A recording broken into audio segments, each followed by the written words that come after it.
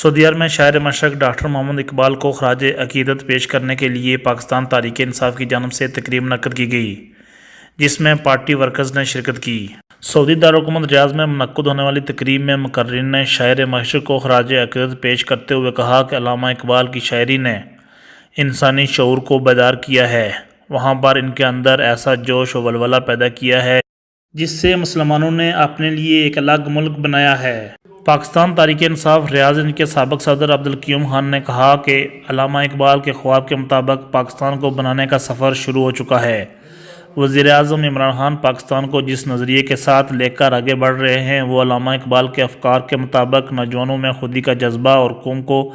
یکجان بنانے میں اہم کردار ادا کر رہے ہیں، جس سے بہت جلد پاکستانی قوم بھی ترقی یافتہ ممالک میں شمار ہوگی، جبکہ قوم کو بھی اپنی خامیوں کو چھوڑ کر اچھائیوں کو اپنانا ہوگا۔ تقریب سے بخت شیر خان، شفیع خان، ڈاکٹر ندیم بٹی، ڈاکٹر سلمان شاہد، لیاقت علی خان، گلزیب کیانی